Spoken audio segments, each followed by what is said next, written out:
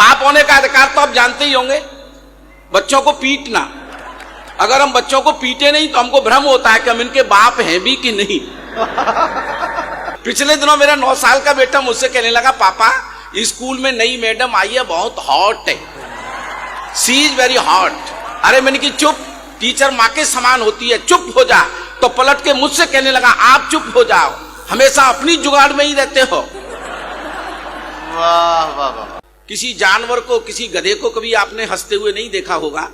ये बात अलग है कि अगर कोई हंसने की बात हो और उसे सुनकर कोई जानवर हंसने की कोशिश कर रहा हो तो समझ लीजिए कि इसमें आदमी होने के लक्षण पैदा हो रहे हैं। और वहीं हंसने की बात हो और आदमी होकर हंस नहीं रहा हो तो समझ लो कि कुछ न कुछ गड़बड़ होने वाला है। तो बस आप थोड़ा सा हंसेंगे, खिलखिलाएंगे तो मुझे अच्छा लगेगा। हंसने के लिए हमें कहीं दूर जाने की जरूरत नहीं होती है। जैसा नदीम फर्रुख साहब ने आपको बताया कि मैं हिंदी डाइस का व्यक्ति हूं। सर फोटो खींच रहे हैं क्या मेरा? हाँ खींच लो, हाँ खींच लो।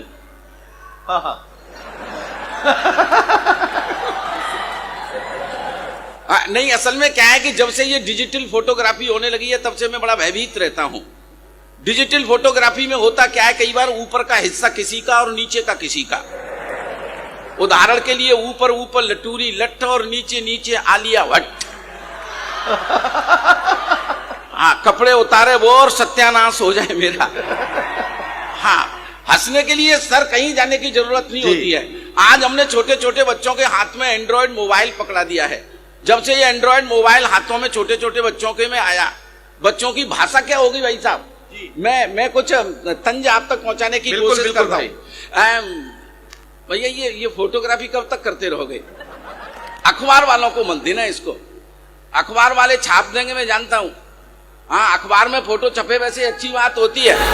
हाँ, अखबार में फोटो छपे अच्छी बात होती है, लेकिन गड़बड़ तब लगती है कि जब लोग अखबार को पढ़ने के बाद रद्दी के भाव बेच देते हैं और जिस पर फोटो मेरी छपी होती है, फिर रद्दी को हलवाई खरीद ले जाता है, फिर अखबार के टुकड़े टुकड़े करता है और उस पर रख के जलेबी और समोसे बेच देता है। फिर जलेबी समोसे खाने वाला प्यार से जलेबी और समोसे तो खा लेता है, लेकिन अखबार के टुकड़े को सड़क पर फेंक देता है। फिर कोई कुत्ता आता है और उसे चाटता है तो फिर अच्छा नहीं लगता है। हाँ, तो मैं बड़ा सावधान रहता हूं उन फोटोग्राफरों से। हाँ, आप थोड़ा सा मुझसे जुड़ जाएंगे तो मैं आनंद की बरसात करने की कोशिश करूंगा आप लोगों के बीच में। जब से हमने छोटे छोटे बच्चों के हाथ में एंड्रॉयड मोबाइल पकड़ाया, इन छोटे छोटे बच्चों की भाषा क्या हो गई है, फेसबुक और व्हाट्सएप की जो भाषा हो गई है, उस पर एक व्यंग आप तक पहुंचाना चाहता हूं भाई। पिछले दिनों मेरा 9 साल का बेटा मुझसे कहने लगा, पापा स्कूल में नई मैडम आई है, बहुत हॉट है, सी इज वेरी हॉट। अरे मैंने की चुप, टीचर माँ के समान होती है, चुप हो जा। तो पलट के मुझसे कहने लगा, आप चुप हो जाओ, हमेशा अपनी जुगाड़ में ही रहते हो। वाह वाह वाह। अच्छा, इस बात पर मुझे गुस्सा आ गया तो मैंने बाप होने का अधिकार प्रयोग किया। बाप होने का अधिकार तो आप जानते ही होंगे, बच्चों को पीटना। अगर हम बच्चों को पीटे नहीं तो हमको भ्रम होता है कि हम इनके बाप हैं भी कि नहीं। अच्छा, ये अधिकार केवल हिंदुस्तान में शेष रह गया है बच्चों को पीटने वाला। दुनिया के किसी भी देश में आप बच्चों को नहीं पीट सकते। मैंने पिछले दिनों अखबार में एक समाचार पढ़ा कि जर्मन के एक माता पिता ने अपने बेटे को पीटने के चक्कर में 18 महीने की सजा काटी। तब मुझे विश्वास हुआ कि मेरे जो कुछ मित्र विदेश में रहते हैं हर साल हिंदुस्तान में बच्चों को लेकर क्यों आते हैं कि चलो इनको वहां जाकर कूट लेंगे। अच्छा, कुछ लोग तो फिर एयरपोर्ट पर ही शुरू हो जाते। अब आया ऊंट पहाड़ के नीचे, दे धनाधन। मैं ऑलरेडी एक ऐसे बेटे का बाप हूं जो एक एक क्लास में 3-3 बार मॉनिटर रहता है। पिछले दिनों छमाही की परीक्षा में फेल हो गया, हाफ ईयरली एग्जामिनेशन में। तो मैंने उसको डांट दिया, मैंने की सुन में, तू हाफ ईयरली एग्जामिनेशन में फेल हो गया, मैंने बर्दाश्त कर लिया। अगर तू वार्षिक परीक्षा में भी फेल हुआ, सालाना की परीक्षा में भी फेल हुआ, तो मुझको पापा कहने की जरूरत नहीं है। जब वार्षिक परीक्षा का रिजल्ट लेकर के आया तो मैंने उसे पूछा भी, तेरे रिजल्ट का क्या हुआ? तो सर को खुजलाते हुए कहने लगा, रहने दे लटूरी यार, अच्छा, तेरे बाप होने का अधिकार समाप्त हो गया है। तो हंसने के लिए सर हमें कहीं शायरी की और की जरूरत नहीं पड़ती है। हंसने के लिए तो केवल छोटी छोटी बातें ही पर्याप्त होती हैं जिन्हें सुनकर आप हंस सकते हैं। कई ऐसी बातें सामने आ जाती है। मैं प्यार मोहब्बत की बातें नहीं कर सकता सर। प्यार मोहब्बत की बातें, जितना संकट इन दिनों प्यार मोहब्बत पर है, मैं समझता हूं इससे पहले कभी नहीं रहा। पहले एक जमाना हुआ करता था नदीम भाई कि हम कबूतर के गले में चिट्ठी बांधते थे, कबूतर से कहते थे कबूतर जा, कबूतर जा, पहले प्यार की पहली चिट्ठी साजन को दिया। उस जमाने के कबूतर भी ईमानदार होते थे। लेकिन समस्या आजकल के लड़कों के सामने है जो एंड्रॉयड मोबाइल चलाना शुरू कर दिया है। अगर वो कबूतर के गले में चिट्ठी बांध भी दें तो कबूतर से कहना क्या चाहते हैं? कबूतर जा, कबूतर जा, कबूतर जा, पहले प्यार की दूसरी चिट्ठी किसी तीसरी को दिया। वाह वाह वाह। मैं तो पिछले दिनों एक जुलूस देख रहा, जिसमें एक स्कूल का जुलूस, जिसमें आगे आगे लड़कियां और पीछे पीछे लड़के, और लड़कियों के हाथ में झंडे, और लड़कियां नारे लगाती जा रही, देश की रक्षा कौन करेगा, कौन करेगा। और पीछे से नौजवान लड़के छाती कूट कूट के कह रहे हम करेंगे, हम करेंगे। तो मैंने एक लड़के को बुलाया, मैंने कि तुझे पता है कि देश कहां है? तो बोला कि आगे आगे जाता रहा है।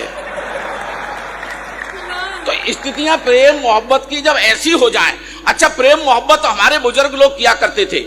ये बात मुझे पिछले दिनों पता चली। मेरे पड़ोस में एक बुढ़िया बीमार हो गई। एक ठाका आप महसूस करना, थोड़ा सा माहौल बना देंगे तो मैं शुरू हो जाऊंगा। ये बात मुझे पिछले दिनों पता चली। मेरे पड़ोस में एक बुढ़िया बीमार हो गई, और इतनी बीमार हुई, चले नहीं, फिरे नहीं, खाए नहीं, पिए नहीं, उठे नहीं, बैठे नहीं। और बुढ़ा उससे प्यार बहुत करता। चारपाई के बगल में ही उसने कुर्सी डाली और बुढ़िया की नबज पकड़ के बैठा रहता, कैसे ठीक होगी। लेकिन बुढ़िया ने तो कसम खा रखी थी ठीक होना ही नहीं है। बड़े बड़े डॉक्टर बुलाए, बुढ़िया ठीक होने का नाम नहीं ले। एक दिन उसके छोटे से बेटे के नाती ने उसके ने अपनी मोटरसाइकिल में पेट्रोल डाला, किक मारा और मोटरसाइकिल को लेके चला गया। बुढ़े ने सोचा जब ये लोहे की मोटरसाइकिल पेट्रोल से चल सकती है तो क्यों न मैं अपनी इस बुढ़िया को एक पेट्रोल का इंजेक्शन लगा दूं, तो ये जरूर थोड़ी बहुत चलेगी फिरेगी। इतना विचार करके उसने पेट्रोल पंप से पेट्रोल मंगाया, डिस्पोजल सिरिंज में इंजेक्शन भर के चारपाई पर रख लिया कि जैसे ही बुढ़िया करवट लेगी या सोने की कोशिश करेगी तो मैं इसके चुपचाप इंजेक्शन लगा दूंगा।